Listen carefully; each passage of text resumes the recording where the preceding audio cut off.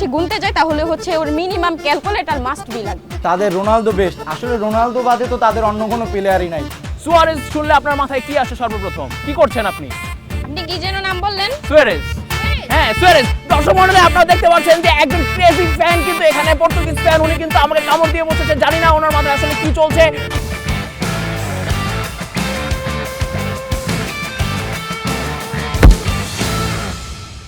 Deer audience, আসসালামু আলাইকুম। Bashundhara medical city presents আকাশিনা হলদা powered by S Rahman properties.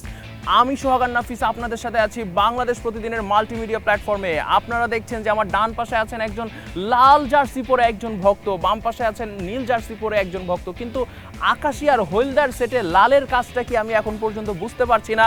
উনি কোথায় থেকে চলে আসলেন? আপনি কি অন্য কোনো জায়গায় ভুল করে মানে আমাদের কাছে চলে এসেছেন কিনা এটা জানতে চাই, কিন্তু তার আগে আপনার নামটা বলুন, আপনার পরিচয়টা কি? আমার নাম হচ্ছে আলফিহা আনায়া নাদিয়া, আর আমি হচ্ছে একজন পর্তুগাল ফ্যান। আপনি পর্তুগাল ফ্যান, কিন্তু আমাদের তো শোয়ের নাম আকাশিনা হলদা। আকাশিনা হলদা এই লাল ড্রেসের কাজটা কি? আপনার নামটা আগে বলুন, আপনাকে তো চেনা চেনা লাগছে। হ্যালো, আসসালামু আলাইকুম, আমি রেজাউল ইসলাম মুরাদ, আর্জেন্টিনার অনেক বড় ফ্যান। এটাই। আপনি না হয় আর্জেন্টিনার অনেক বড় ফ্যান, কিন্তু আপনার কথায় আসি, আপনি কি পর্তুগালের ফ্যান? হ্যাঁ, আমি পর্তুগালের একজন ফ্যান। কেন ব্রাজিল আর্জেন্টিনা থাকতে আরে আপনি কেন? দূর ভাইয়া, বাদ দেন তো, ওদেরটা রাখেন। আমি হচ্ছে একজন পর্তুগাল ফ্যান, আমারটা আপনি দেখবেন। এইখানে হচ্ছে এগুলা কোনো আপার কোনো যাই হোক দর্শক মণ্ডলী, আপনারা দেখতে পাচ্ছেন যে এই পর্বটা একটু ইউনিক হতে যাচ্ছে, বিকজ আমরা পেয়েছি একজন ডাই হার্ড পর্তুগিজ ফ্যান এবং উনি একজন নারী ভক্ত বটে। কেন উনি পর্তুগালকেই বেছে নিলেন এই ওয়ার্ল্ড কাপে ওনার ফেভারিট টিম হিসাবে, সেটা আমরা জানবো। আমরা চলে যাই আমাদের প্রথমের তুখোর পর্বে। তার আগে যাওয়ার আগে আমরা একটা চ্যালেঞ্জ রাউন্ডে চলে যাব। আপনারা কি চ্যালেঞ্জ রাউন্ডের জন্য প্রস্তুত? হ্যাঁ, 100%। Okay, let's go to the challenge round. প্রথমেই চলে যাই পর্তুগিজ ফ্যানের কাছে। আপনি কি রেডি অভিনয় করার জন্য? হ্যাঁ, আমি রেডি। মুখে বলা যাবে না, কিন্তু অ্যাকশনে দেখাতে হবে। এন্ড ইওর অ্যাকশন স্টার্টস নাও।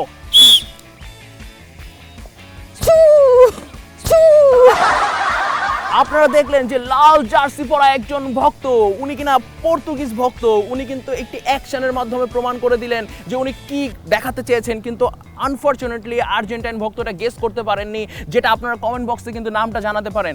আপনি এবার মানে একটা অ্যাকশন করে দেখান যেটা থেকে উনি গেস করার সুযোগ পাবে। And your action should start now.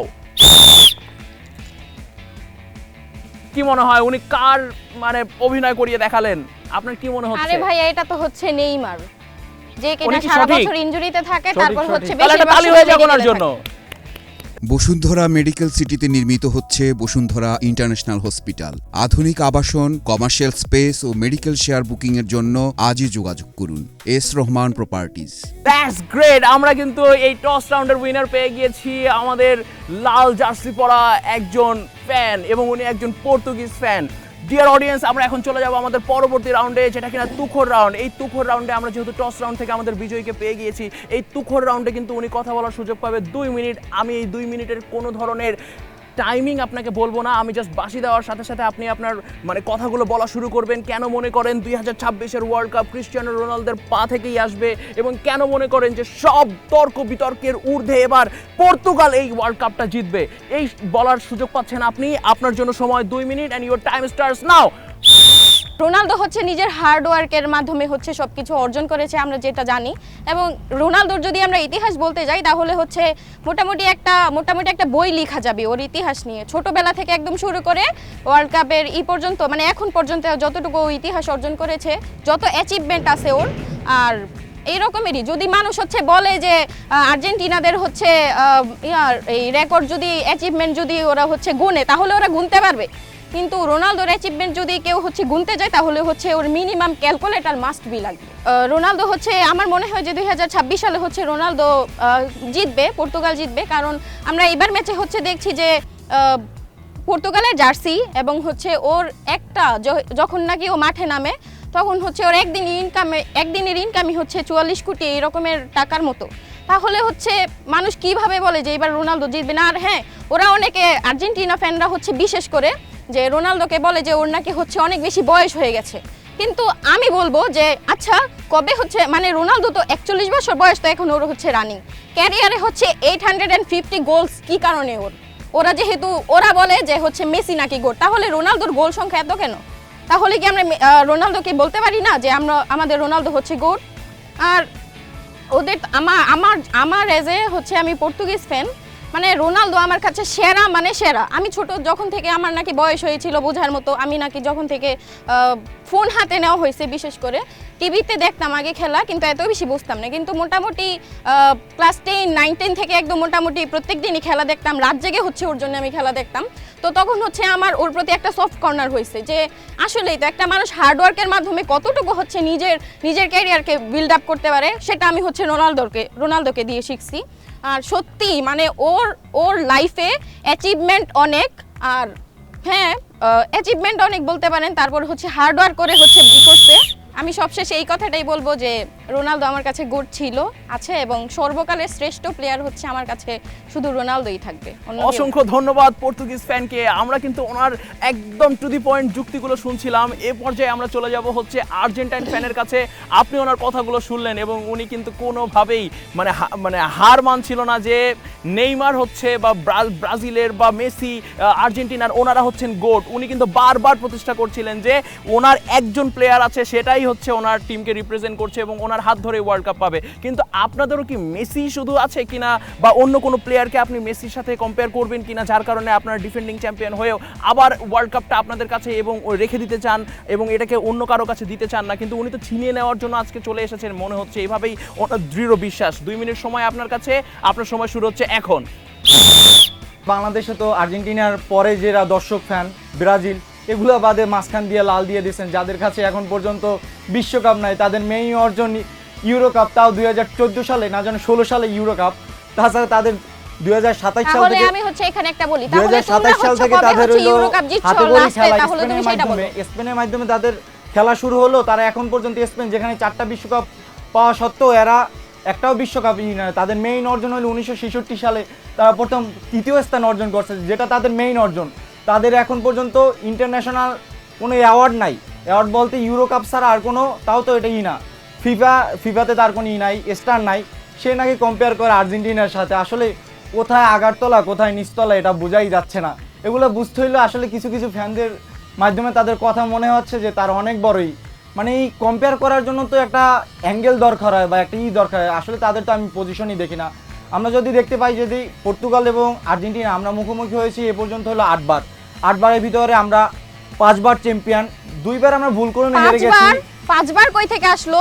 2 বার আমরা 5 ভুল বার করে কই থেকে আসলো? 8 বার তাদের মুখোমুখি, তার ভিতরে 2 বার আমরা হেরে গেছি, 1 বার ড্র হয়েছে। 2 বার ভুল করে হেরে গেছি, মানে 91 মিনিট পর্যন্ত। একবার 2014 সালে তাদের সাথে যখন খেলা ছিল 91 মিনিট পর্যন্ত আমাদের ড্র ছিল। তখন অমনোযোগ থাকে না, দু এক সময় প্লেয়াররা একটু রেস্ট নিতে চায়, কাদের সাথে খেলবো। অমনোযোগের কারণে তারা ভুলবশত তারা একটা গোল দিয়ে দিছে। তাদের মানে এগুলো ছাড়া তো কোনো আর কোনো অর্জনই নাই।